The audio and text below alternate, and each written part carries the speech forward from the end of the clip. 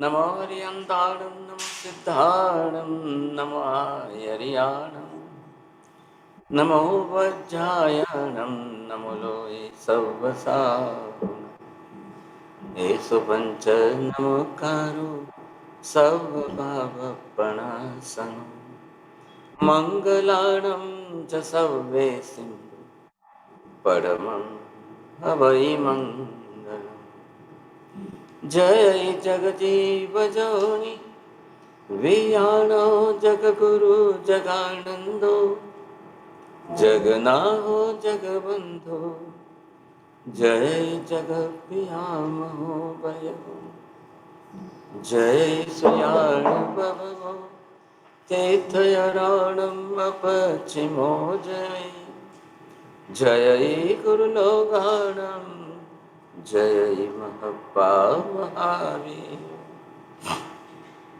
सच्चिदानंद संपूर्णं विश्वज्ञं विश्वपावनं शंखेश्वर पुरोत्तंसं पार्श्वनाथं नमाम्यहं सर्वारिष्टप्रणाशाय सर्वाभीष्टार्थदायिने सर्वलब्धिनिधान श्री गौतम स्वामिने नमः श्री सुधर्मा स्वामिने नमः अज्ञानतिमिरान्धनं ज्ञानाञ्जनशलाकया नेत्रमुन्मीलितं येन तस्मै श्रीगुरवे नमः। धर्मलाल बहुत बहुत आशीर्वाद। सभी भावी सिद्ध परमात्माओं को सादर जय जिनेन्द्र। कंदरवाद की 68वीं कक्षा में आप सभी का हार्दिक स्वागत है। पूर्व कक्षा में हमने जैसा कि जाना था कि जो लोकाकाश है उसके अंदर असंख्य गोले हैं और एक एक गोले में अनंत अनंत जीव राशि रहती है। और ये भी हमने जाना था कि जो आत्मा है वह तो सभी एक समान है, लेकिन उन आत्मा में जो शरीर है उसकी पर्याय है वो अलग अलग धारण की हुई है। वे किसके कारण धारण की हुई है? कि कर्म के कारण धारण की हुई है। इसके कारण से हमें क्या नजर आता है कि आत्मा अलग अलग दिखाई देती है, लेकिन आत्मा का स्वभाव, आत्मा का स्वरूप एक जैसा है, बस पर्याय के कारण से अलग नजर आती है। जिसमें हमने ये भी देखा था कि अद्वैतवादी जो है वे एक ही आत्मा को मानते हैं, जिससे उनकी आत्मा की सिद्धि ही नहीं हो सकती। फिर हमने वनस्पति काय के अंदर भी ये बात करी थी कि सूक्ष्म, महाराज साहब ने बताया था कि सूक्ष्म और वादर, इन दो भेद से हमने भी ये बात करी थी, वनस्पति काय के जीवों को देखा था। और अंत में ये चीज देख ली थी कि संसार में अगर किसी भी आत्मा को संसार में रहना है तो उसे शरीर धारण करना आवश्यक है। बिना शरीर के संसार में कोई भी आत्मा रह ही नहीं सकती। ये मुख्य बात थी हमारी। अब आगे कक्षा के लिए महाराज साहब से निवेदन करें। बहुत बहुत धन्यवाद साहब। हाँ जी, आत्मा को सिद्ध करने के अलग अलग अनेक प्रकार हम जो देख रहे हैं, तो ये जो हम जितनी भी क्लासें हो रही हैं, अब ज़्यादा तो नहीं बची है, मुझे भी मालूम नहीं है कितनी क्लास और होगी, लेकिन हम आत्मा को सिद्ध कर रहे हैं। अब देखिए, आकाश धर्मास्तिका अधर्मास्तिका ये तो 3 आधारभूत द्रव्य हैं, तो ये तो बीच में आ ही नहीं रहे। आकाश आपके अवगाहना के लिए आधार बन गया, क्षेत्र आधार बन गया, धर्मास्तिका गति में आधारभूत बन गया, अधर्मास्तिका स्थिति में। अब ये 3 तो छोड़ दीजिए, एक तरफ चले गए। अब बचा कौन है? आत्मा और पुद्गल। पुद्गल आत्मा को ग्रहण नहीं करती है, आत्मा ही पुद्गल को ग्रहण करता है। पुद्गल में वो कर्तृत्व भाव नहीं है। इसलिए संसार के अंदर जिस किसी भी प्रकार के शरीर आपको देखने में आए, वो सभी शरीर आत्मा निर्मित ही होते हैं। आत्मा के सिवाय अन्य किसी के द्वारा निर्मित नहीं हो सकते हैं। बोलिए नरेंद्र जी, एक बड़ा सिद्धांत है ये।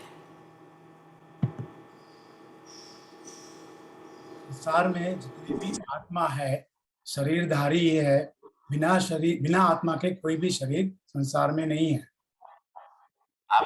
आपने पुराना रटाया हुआ बोला, मैंने अभी जो कहा वो ध्यान क्यों नहीं दे रहे हैं?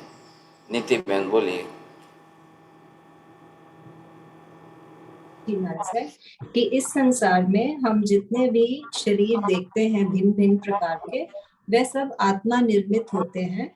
आत्मा के सिवाय और कोई इसका निर्माण करता ही नहीं है। बरोबर है।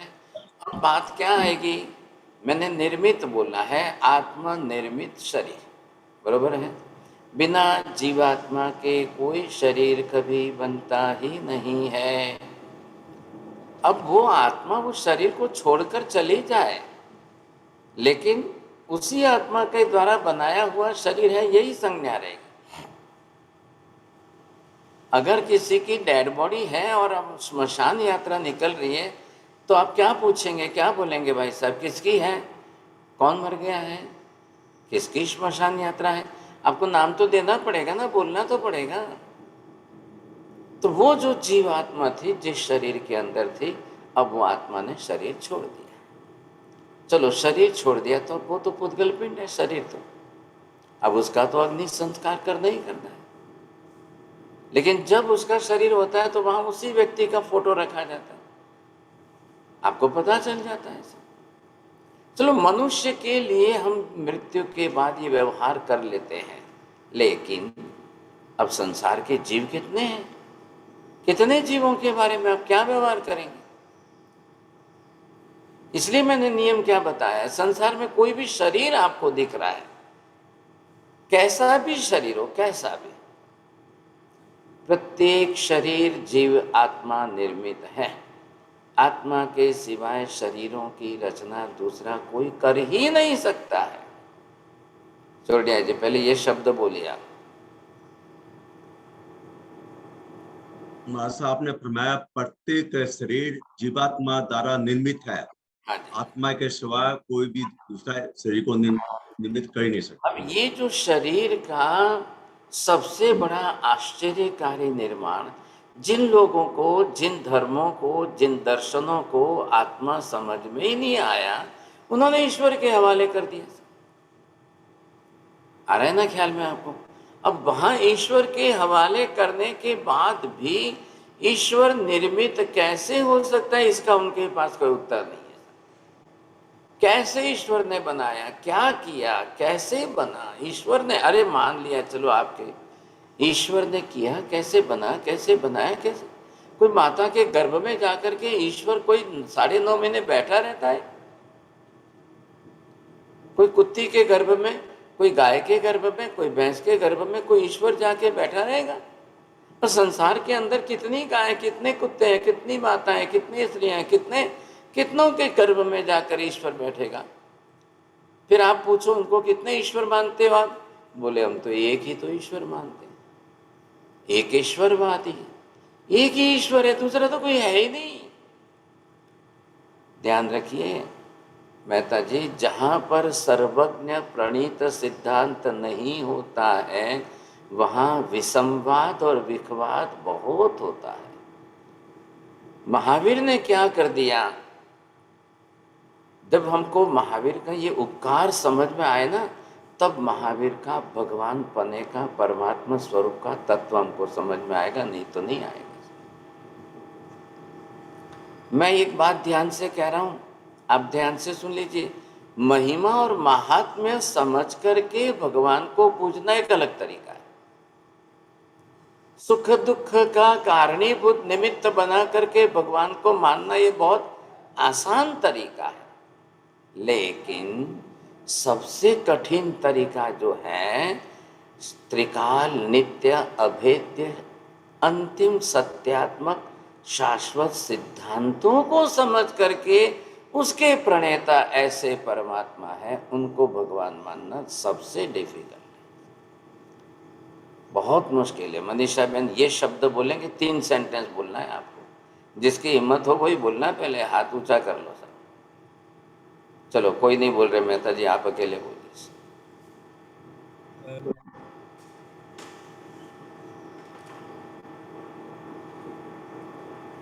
संसार में सुख दुख कि दाता मान के ईश्वर मानना बहुत आसान है।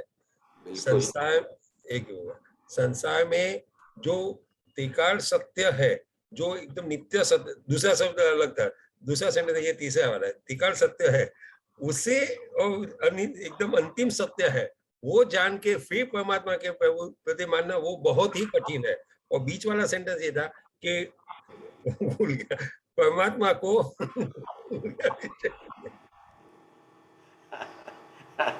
चलो अंसाबेन बोलो, ट्राई करो, कोशिश करो।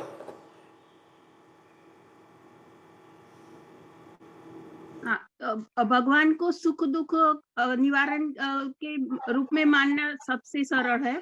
उसका महात्म्य समझ के उसको पूजना समझना वो उससे थोड़ा कठिन है। लेकिन सबसे कठिन वो है कि जो उन्होंने शाश्वत जो नियम बताए, जो शाश्वत सत्य अंतिम सत्य बताए हैं, वो समझ के उनको स्वीकारना वो बहुत कठिन है। चलो बहुत अच्छा, मेहता जी आप प्राइज दीजिए इनको, अंसा बहन को। हाँ तो ये जो है ना, अब चलो मैं ये पूछता हूँ कि हमारा नंबर किस में आता है, ये पहले समझ लो। ख्याल है महेंद्र भी बोलो, अभी हमारा नंबर किस में? संसार में तो सब प्रकार के लोग हैं, समझ लिया। एक तो 90% तो हो गए सुख दुख के कारण भगवान को मानने वाले, थोड़ा सा उनसे नीचे उतरो तो 60-70% तो हो गए भगवान के महात्म्य महिमा चमत्कारों की बातें सुनकर के भगवान को मानने वाले भी हो गए 60-70%। अब ये जो तीसरे वाले कितने परसेंट है?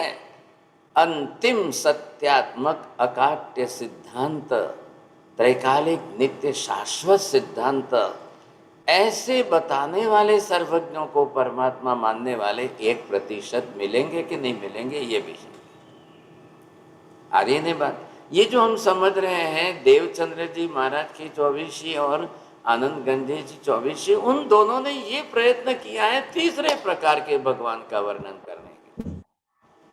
कहीं वो सुख दुख की बात नहीं कर रहे हैं, कहीं वो चमत्कार और महिमा महात्म्य की बात नहीं कर रहे हैं। ख्याल है आज तो आप तो मेहता जी बम्बई में है, अभी एक कल जो है ये लिख दो कि हमारे सिमंदर स्वामी के मंदिर के अंदर जो है वो चक्र घूम रहा है और भगवान को अमी झर रहे हैं। अब आप देखो बोरीवली से लेकर थाना से लेकर लाइन लग जाएगी, रात को 12 बजे तक लोग आएंगे, मंदिर मंगलिक करने भी नहीं देंगे, लाइन में खड़े रहेंगे। ये जब गणपति के 8 दिन आते हैं तो वहाँ गणपति वो क्या बोलते हैं ना, राजा लाल बाग चा राजा, वहाँ पर लाइन लगती है पूरी रात करने नहीं। 8 दिन खाली मिट्टी का या पीओपी का गणपति बना करके बस इतनी महिमा चमत्कारों की बात करते रहो, वो 8 दिन में 8 करोड़ कमा लेते हैं। गणपति को बैठा के करोड़ों रुपए कमाने का एक बिजनेस हो गया। क्या बोलना, क्या बोलना। ये तो जैन धर्म के इतने ऊंचे सिद्धांत जो बने हुए हैं, इस कारण कम से कम आप तीर्थंकर भगवंतों की मिट्टी की पीओपी की मूर्तियां बनाकर रास्ता पर बैठा के ले जा करके फिर समुद्र में डालना, ये तो नहीं कर रहे हो। कम से कम इतना तो हो रहा है, ख्याल है कि नहीं? तो ये जो विशेषता है, बस हमको अगर आप पहले 2 में ही रह गए तो फिर ग्रंथि भेद नहीं होगा। ये तीसरे में आएंगे तो ग्रंथि भेद होगा, नहीं तो नहीं होगा। बोलिए नवीन भाई, बात समझ में आ रही है?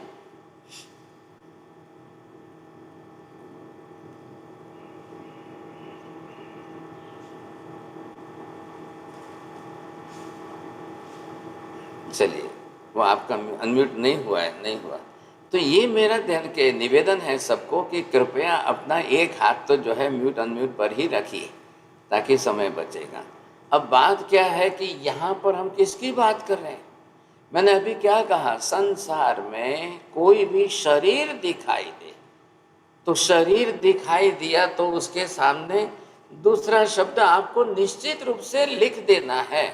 वहाँ आप क्या लिखेंगे? शरीर दिखाई दिया तो शरीर के साथ में ये मैंने शरीर लिखा है। बोलिए साहब, इसको क्या कहते हैं? पढ़िए, बोलिए नरेंद्र जी। शरीरधारी पर्याय। हाँ, तो क्या फर्क क्या पड़ा दो के अंदर? इन 2 बात में, 2 शब्दों में क्या फर्क है? एक पुद्गल का शरीर, एक पुद्गल शरीरधारी जीव जिसमें आत्मा है। बोलिए बीना बीना बहन, बोलिए, what do you want to से?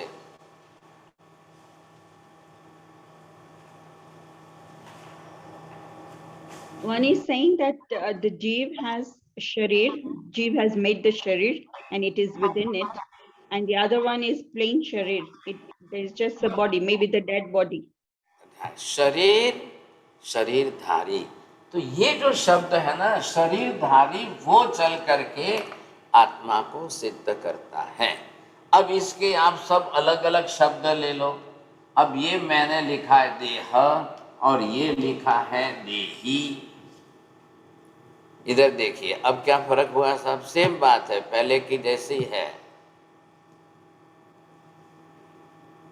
अशोक जी बोलिए, क्या लग रहा है? एक तो देह है और एक देही है। देह जो शरीर है और देही जो आत्मा का शरीर है, वही देही। हाँ जी, पहले ये समझे, देह मतलब शरीर, ये शरीर लिखो या देह लिखो एक ही बात है। शरीर के लिए भी हमारी लैंग्वेज की रिचनेस बहुत है। संस्कृत की, प्राकृत की, हिंदी की रिचनेस जो है बहुत बड़ी है। हमारे पास सैकड़ों शब्द है ऐसे। इंग्लिश लैंग्वेज की रिचनेस इतनी नहीं है, ध्यान रखिए।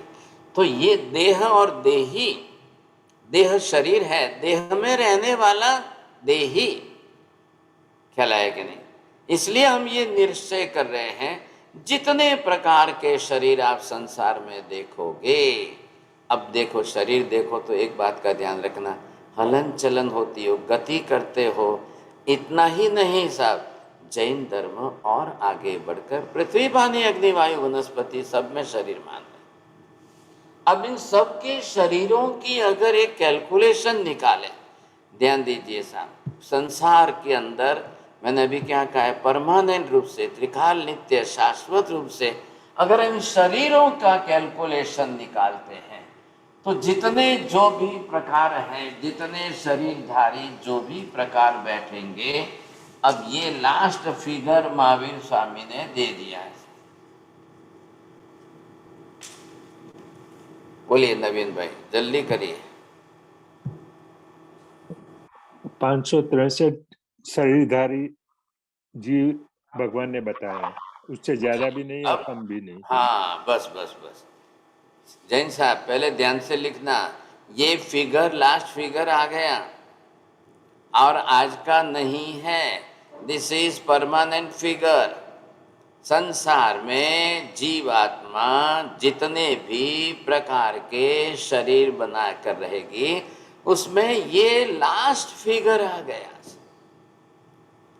बस अब इससे ज़्यादा संभव नहीं, इससे कम भी संभव नहीं। एक ज़्यादा नहीं जोड़ सकते हो, एक इसमें से माइनस करके घटा नहीं सकते। जो अभी हमने कैसी बात की, थर्ड नंबर की, जो सर्वज्ञ प्रणीत त्रिकाल शाश्वत सिद्धांत की बात आ रही है, अकाट्य सिद्धांत है। अब इतने, ये किसकी बात है? ये सब बात किसकी लिखी है मैंने? ये शरीर की बात। अब ये शरीर जिसने जिसने धारण किया, ऐसे शरीर ही तो 563 वेद शरीरधारी के हुए, जो शरीर धारण कर लेते हैं, जिन्होंने जैसा। तो किसको भेद करेंगे? पहले ध्यान से समझने की कोशिश करिए। अब अंदर जो है, ये आप जब देखेंगे तब आपको लगेगा आत्मा के भेद नहीं है, आत्मा एक ही जैसी है, आत्मा का सब कुछ जो है वो एक जैसा ही,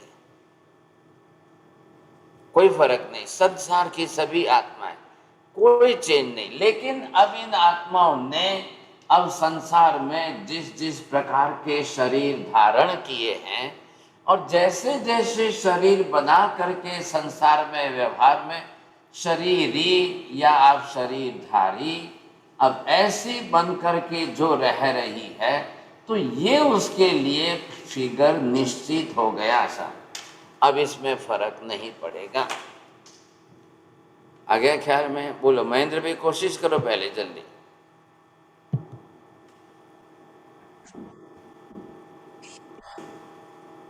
આત્માના ભેદ નથી. ભગવાને 563 પ્રકારના આત્મા એક જ છે.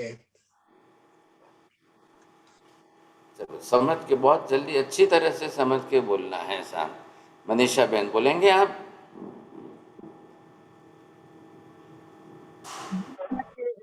भगवान ने बताया सब जीवों के अंदर आत्मा तो एक जैसी है, लेकिन आत्मा ने जिस जिस तरह के शरीर बनाकर शरीरधारी बनी है वो 563 है. बहुत अच्छा, फर्स्ट प्राइज आया आपका. देखो बरोबर है. अब मैंने क्या कहा नवीन भाई, देखो आत्मा के प्रकार नहीं बताए, आत्मा के भेद नहीं बताए. क्यों नहीं बताए साहब?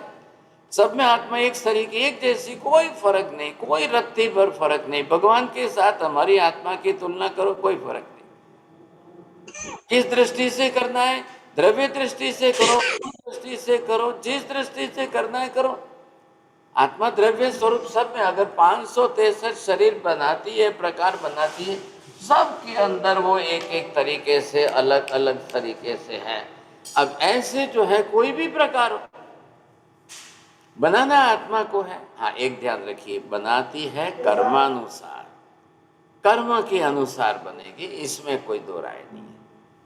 ये भेद क्यों हुए? कर्म भिन्न भिन्न है इसलिए जो है अलग अलग, बस और कोई कारण नहीं.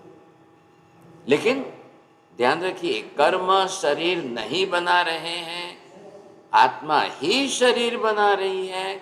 आत्मा कर्म के अनुसार शरीर बना रही है. अजी जैन साहब 3 वाक्य बोलना है.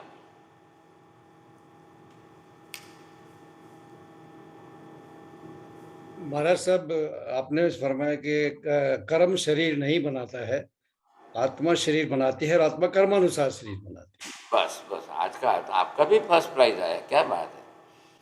तो ये जो तरीका है, ध्यान में आ गई बात आपको. बनाने का काम आत्मा ही कही, जो जो शरीर बनाएगा उसको आत्मा कहेंगे हम. ये निश्चित हो गया साहब. बनाया हुआ शरीर छोड़ करके जो जाएगी उसको आत्मा कहेंगे हम. शरीर आत्मा के बिना नहीं बनेगा, ये बात निश्चित हो गई. अब चाहे जैसा बनाए, अलग अलग प्रकार के क्यों बनाए साहब? तो उनका अपना अपना कर्म है साहब. बात इतनी सी, ख्याल आया कि नहीं?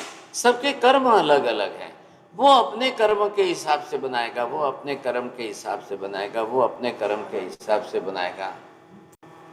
तो ये जो हमको रचना करनी है, शरीर की रचना जो है, तो वो क्या है? सबके कर्म अलग अलग हैं. तो जिसके जो कर्म, जिसके जैसे कर्म, जिसके जितने कर्म, अब इनके अंदर से आपको बहुत बड़ा आश्चर्य तो ये होगा, अब ये जो 563 भेद हैं, इन 563 में से अगर हम ये निकालें तो 101 प्रकार के तो जो है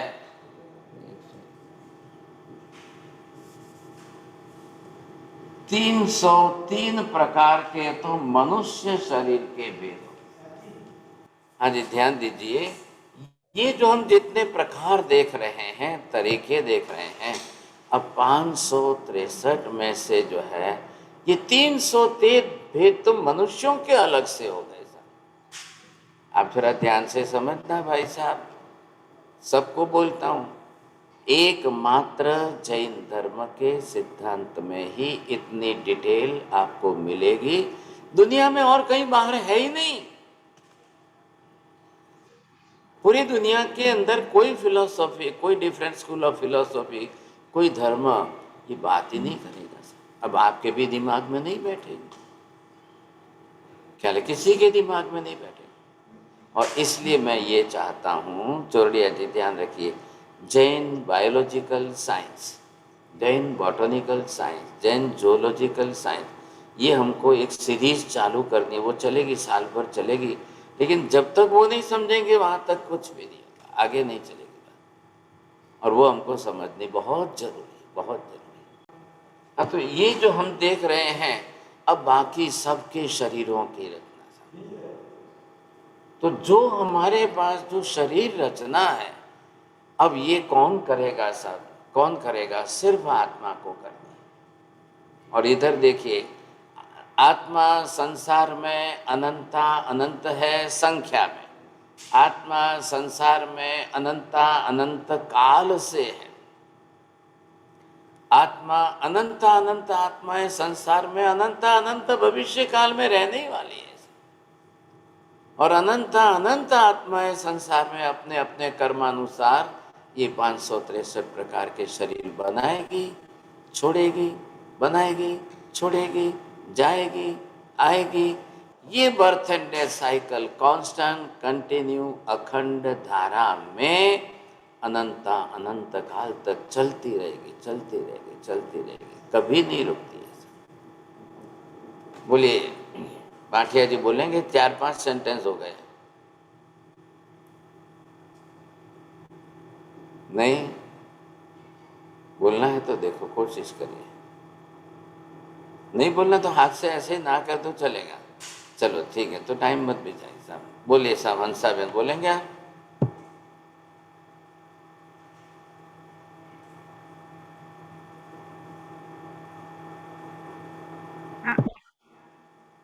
आत्माएं अनंत संख्या में है।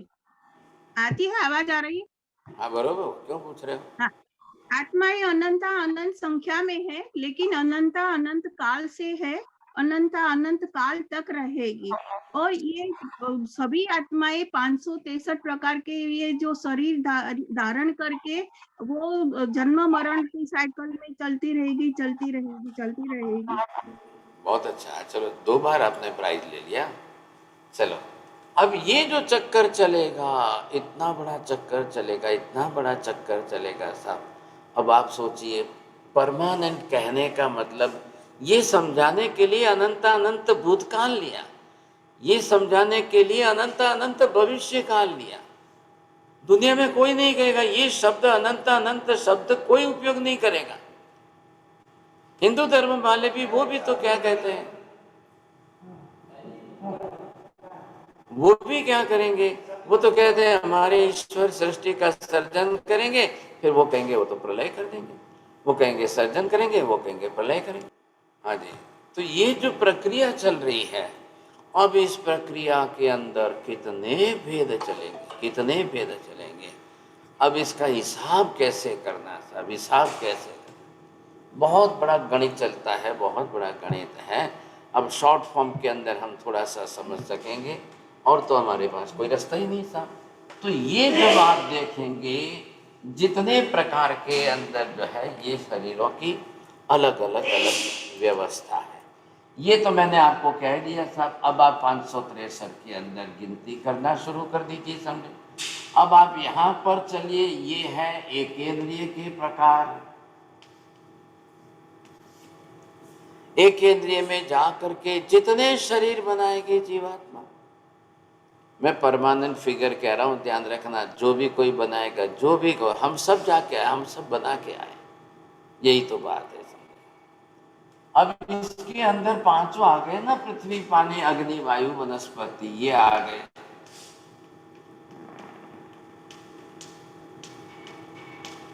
अब ये एक केंद्रीय जीव सब मिलाकर जितने शरीर बनाएंगे, ये इनको 22 प्रकार के शरीर बनाने हैं सबको।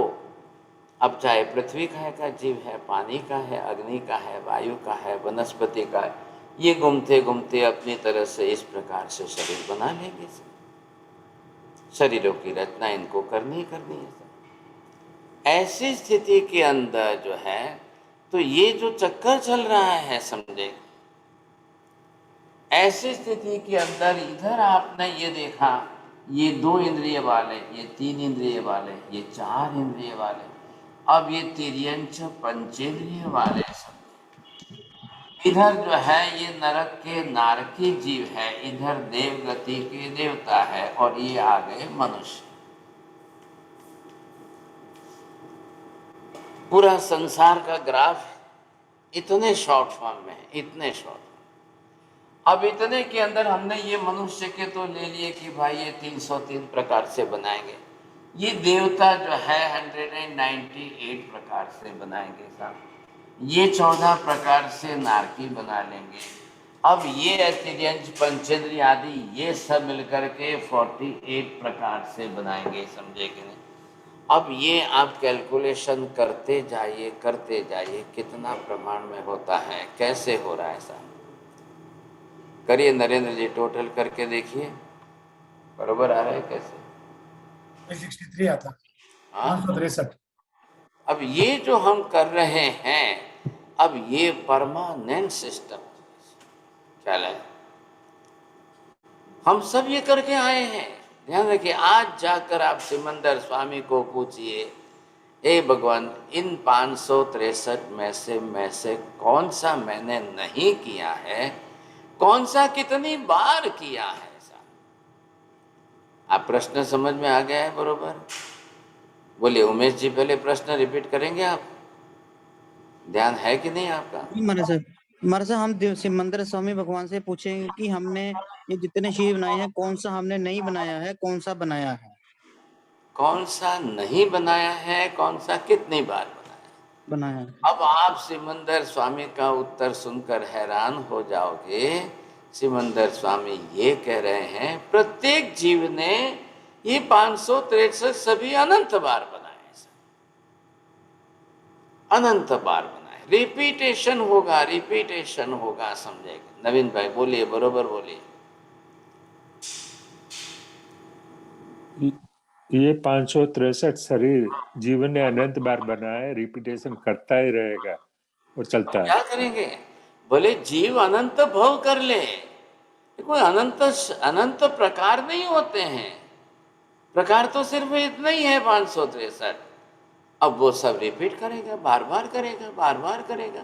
कितनी बार रिपीट करेगा, अनंत बार करेगा। बिना अनंत बार रिपीट किए अनंत भव नहीं होते हैं, अनंत काल नहीं बीतता है। चोड़िया जी बोलिए, पहले शब्द बोलिए।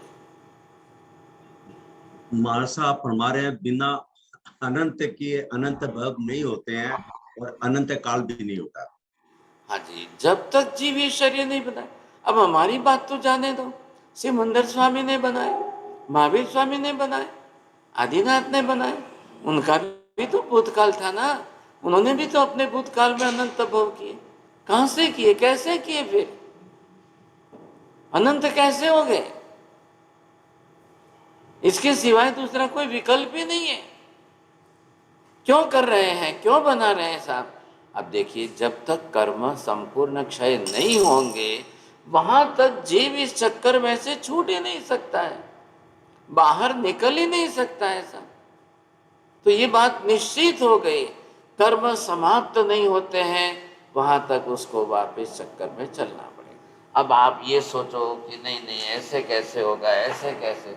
अरे भले जीव जो है ना ये चक्कर पूरा करे, अब यहाँ से जाए, फिर यहाँ से इसमें आए, फिर इसमें आए, फिर इसमें, ऐसे इसके चक्कर चलते रहेंगे, ऐसे चक्कर चलते रहेंगे साहब। बस यही तो है ख्याल है कि अनंत भव बीत रहे हैं, अनंत काल बीत रहा है। अब ये समझने का उद्देश्य क्या है, आप क्यों समझ रहे हो ये सब। अब कल जाए मंदिर जाओ, सुबह में भगवान सिमंदर स्वामी को प्रार्थना करो, सामायिक में बैठकर सिमंदर स्वामी को प्रार्थना करो, हे भगवान मुझे इस जन्म मरण के चक्कर में से छूटना है। आज दिन तक हमने अनंत बार प्रार्थना की, भगवान ये दुख टल जाए, इस दुख में से छूट जाओ, इस दुख में से छूट जाओ, इस दुख में से बाहर निकल जाओ। अरे भाई साहब, वो दुख आपका है कितना, ये कितना बड़ा है, ये कितना बड़ा है। अनंत जन्म मरण का चक्कर जो है इसमें से छूटना है, इसमें से आत्मा को बाहर निकालना है। समझे, इसलिए हम भगवान के मंदिर में जाते हैं, इसलिए भगवान को पहले 3 प्रदक्षिणा देते हैं, just for the confession of this type of birth and death cycle. ये भगवान मैं क्या कर रहा हूं, मैं just, it is my confession, this is my confession. हे भगवान, मैं इस जन्म मरण के चक्कर में कब तक चलता रहूँगा, कब तक घूमता रहूँगा। बस अब मुझे इस चक्कर में से बाहर निकलना है, मुझे इस जन्म मरण के चक्कर में से छूटना है। ये भाव, ये परिणाम ये कब आएंगे? ग्रंथि भेद होगा, सम्यक दर्शन होगा, श्रद्धा जगेगी, ये तत्व ज्ञान समझ में आएगा, तब आपको ख्याल आएगा, तब हमको समझ में आएगा। अब बताइए, मैं आपको ये पूछता हूँ मेहता जी, ये 563 भेद मैं आपको समझाऊं, मुझे कितने दिन दोगे? आप बोलिए, आप कितनी टाइम लिमिट दोगे, कितने दिनों का समय दोगे कि मैं आपको ये 563 भेद समझाऊं? मैं ये नहीं कह रहा हूँ 563 दिन दीजिए आप, क्या लेंगे? 563 दिन नहीं, अब इसमें से आप जो है कम से कम 50 दिन तो देंगे, समझेंगे? कम से कम भी 50 दिन हमको मिल जाए तो इन तीर्थंकर केवली भगवंतों का बताया हुआ ये जो स्वरूप 563 का है हम समझ तो लें। जब मैं खुद इतने भव करके आया हूँ, हम सब इतने जन्म बिता करके आज यहाँ तक पहुँचे हैं, मतलब this is all our past life.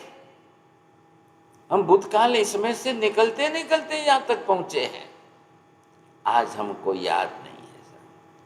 हमारे कर्म का पर्दा इतना जटिल ऊपर आ चुका है कि इतने भव बिताने के बाद भी हमको इसका कोई हमारी मेमोरी में नहीं है, बिल्कुल नहीं है। तो सिमंदर स्वामी तो ये कह रहे हैं भी तुम्हारी मेमोरी में नहीं है, लेकिन केवल ज्ञानी के ज्ञान में तो क्लियर कट है ना। सिमंदर स्वामी को तो केवल दर्शन है, उनको तो सब भूतकाल का दिख रहा है, वर्तमान का दिख रहा है, भविष्य का दिख रहा है, इतने प्रकार दिख रहे, इतने प्रकार। अब ये बताइए मेहता जी, अगर हमारी आत्मा एक जन्म पूरा करे, उसी में आत्मा की जो है प्रलय में ये क्या मृत्यु या नाश जिसको बोलते हैं वो हो जाए, तो दूसरा भव कौन धारण करेगा? अगर आत्मा त्रिकाल नित्य शाश्वत न हो तो इतने भव कौन धारण करेगा? ये जन्म कौन लेगा? शरीर शाश्वत नहीं है, शरीर परमानेंट नहीं है। शरीर हम आत्मा हमारी आकर के माता के गर्भ में 9.5 महीने रहकर शरीर बनाती है, हमारी बनाती है। कुत्ती के गर्भ में कुत्ते का जीव आया, वो भी अपने शरीर बना रहे। पिग के शरीर में पिग के जीव आकर वो उनका शरीर बनाएंगे। हाथी घोड़े के अंदर, सब संसार के अंदर है, वही तो 84 लाख योनियां है, उसी से तो संसार चल रहा है, उसी के कारण तो संसार का सर्जन हो रहा है। तो ये किसके चल रहे हैं? तो अब इसको कह रहे हैं जीव सृष्टि। बोलिए, सृष्टि खाली अजीव सृष्टि है क्या? जीव सृष्टि नहीं है। तो जीव सृष्टि किसके कारण है? यदि आत्मा न हो, यदि आत्मा न मानो, यदि आत्मा को सिर्फ शरीर को ही आत्मा मानो या आत्मा को ही शरीर मानो, तो ये चक्कर नहीं चल सकता है, इतने भेद नहीं हो सकते हैं। शरीर नहीं मरता है, आत्मा ही शरीर छोड़कर जाती है, तभी वो दूसरे जन्म में जाएगी, तब दूसरा शरीर धारण करेगी, फिर जाएगी, फिर तीसरा शरीर धारण करेगी, वो अपने कर्मानुसार। उसमें कोई दो राय नहीं। कर्म तो है ही है, कर्म का बंधन तो है ही, कर्मानुसार ही गाड़ी चल रही है सब। लेकिन कर्म अधीन है, कर्म माध्यम है, कर्म साधन है। गति आत्मा को करनी है, चलना आत्मा को है, जन्म मरण आत्मा को करना है, भव आत्मा को धारण करना है, शरीर आत्मा को बनाना है, शरीर में जीवन आत्मा को जीना है, शरीर छोड़ना भी आत्मा को है। ये हम आत्मा को ही बाहर निकाल दें, आत्मा नहीं है नहीं है नहीं है, तो ये कुछ भी नहीं होगा, ये पूरी जीव सृष्टि का संसार का चक्कर ही नहीं चलेगा।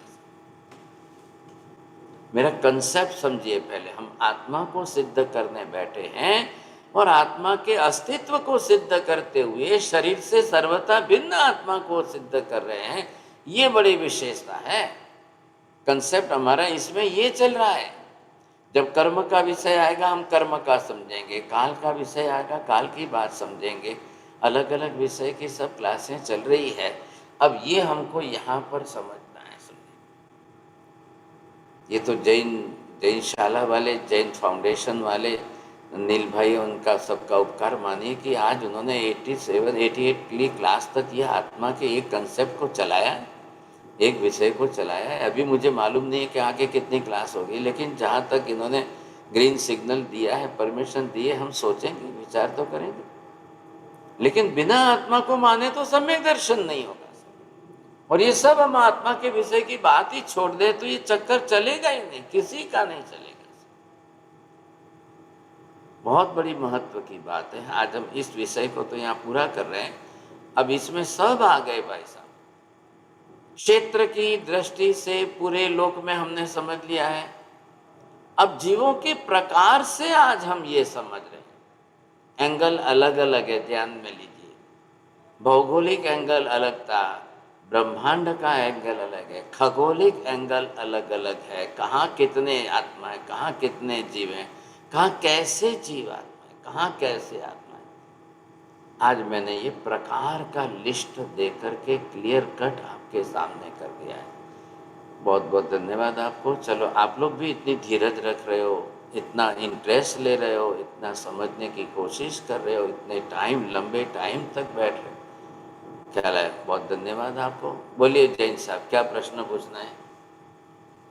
महाराज साहब, आपने कहा शरीर नहीं मरता है, आत्मा शरीर छोड़कर जाती है। हाँ, तो ये जो चीज है वो बहुत बड़ी इसमें डीप मीनिंग है। या तो पहले आपने कहते थे कि आत्मा मरती, आत्मा जन्मती, आत्मा सब आत्मा ही करती है, तो ये प्रूव होता है कि आत्मा शरीर छोड़कर जाती है, बस उसी को हमने पर्याय धारण कर लेती है।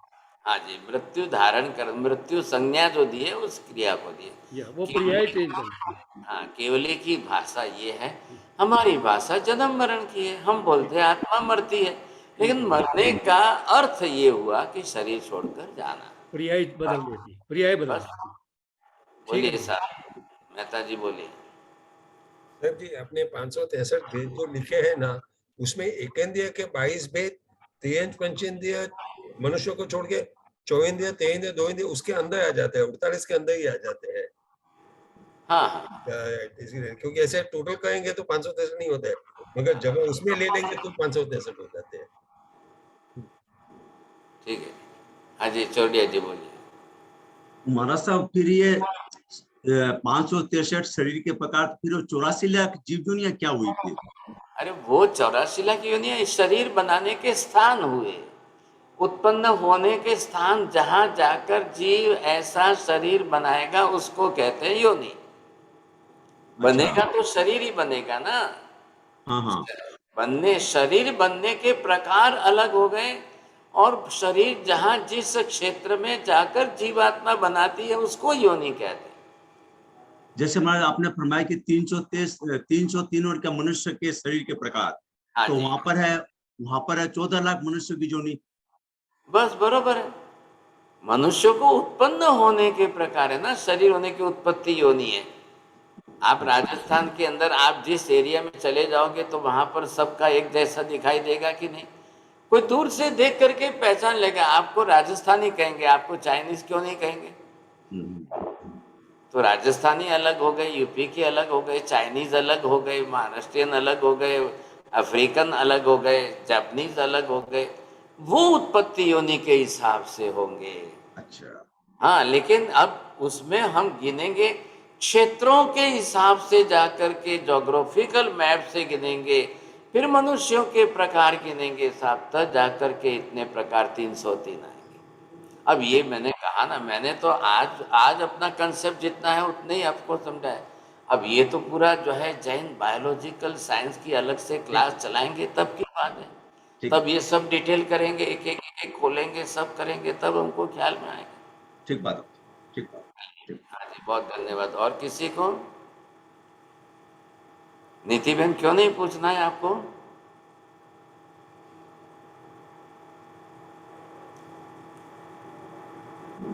महाराज साहब, मैंने पूछना था कि जैसे आपने बताया अनंत आत्माएं हैं संख्या में, तो जब एक एक करके मोक्ष में जाते जाएंगे तो फिर एक दिन ऐसा नहीं होगा कि अनंत से अनंत रह गई, फिर असंख्य?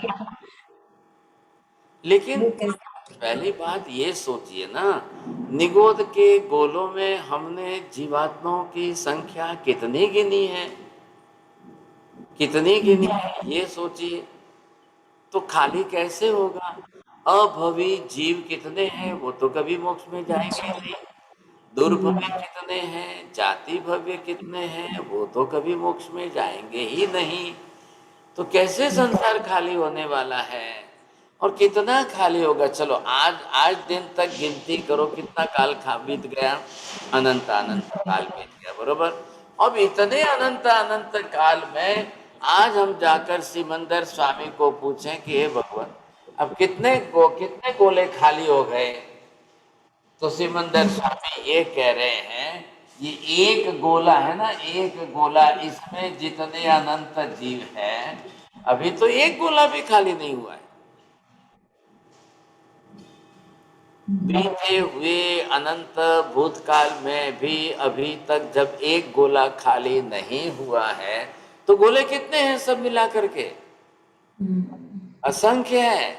एक एक गोलों में जीव कितने हैं, अनंत है। And you can multiple Anant by the Anant, infinite multiple bye infinite. अब कैसे खाली होगा बताइए, क्या पॉसिबिलिटी है, क्या चांस है, बोलिए नवीन भाई। थैंक यू महाराज जी, ये आश्चर्य हमेशा रहता है कि आदमी और जीव कोई भी वस्तु बनाता है तो बाहर बनाता है, और ये आत्मा शरीर बनाता है, अंदर रह के बनाता है और खुद अंदर जाता है। ऐसा क्यों, बाहर रह के क्यों नहीं बना सकता है? कैसे बनाएगा, बाहर और अंदर का सवाल नहीं, योनि में जाकर के ही शरीर बनता है, माता के गर्भ में रह करके ही शरीर बनाएगा ना। एक एक खरगोश है, वो अपना शरीर कहाँ बनाएगा। और जो मैं ये जो प्रकार बता रहा हूँ, बिना योनि के उत्पन्न होने वाले वो भी प्रकार आपको बताऊंगा। अच्छा, हाँ वो भी है, वो भी प्रकार है, नहीं ऐसी बात नहीं है। देखो केवल ज्ञानी है ना, परमात्मा केवल ज्ञानी है। जब इतना लास्ट फिगर बता रहे हैं, इतना शाश्वत फिगर परमानेंट बता रहे हैं, अब इसमें बाइफरकेट करेंगे अलग अलग। कितने प्रकार के शरीर योनि के अंदर बनेंगे, कितने प्रकार के शरीर योनि के बाहर बनेंगे, कौन से गर्भ में उत्पन्न होते हैं, कौन से बिना गर्भ के उत्पन्न होते हैं। अब इतना बड़ा विज्ञान है, ये इतना अद्भुत विज्ञान है कि समझते समझते समझते समझते हमको बहुत मेहनत करनी पड़ेगी। आएगा, समझ में नहीं आएगा ऐसी बात तो नहीं है, आज नहीं तो कल ख्याल आएगा। अब ये बहुत बड़ा केवलियों का सिद्धांत है, अद्भुत है, अद्भुत। आप लोगों को बहुत बहुत धन्यवाद है कि आप समझते रहो। बोलिए, हाँ जी मनीषा जी बोलिए। महाराज साहब यही पूछना है, अब अभी जीव मोक्ष में क्यों नहीं जाएगा? अभी आपने पुराने वीडियो खोल के देख लेना। हाँ जी, पुराने एपिसोड है ना, वो खोल के देख लेना, समझ लेना उसमें से। नमो हरियंताणम, नमो सिद्धाणम, नमो हरियणम, नमो वज्रायणम, नमो लोहे सर्वसाहुणम, एषु पंच नमोकारो सर्वपापप्रणाशनो, मंगलाणं च सर्वेसिं परमं हवै मंगलम्। मंगलम भगवान वीरो, मंगलम गौतम प्रभु, मंगलम स्थूलिभद्राद्या जैन धर्मोस्तु मंगलम। चत्तारि मंगलम अरिहंता मंगलम, सिद्धा मंगलम, साहु मंगलम, केवली पन्नत्तो धम्मो मंगलम।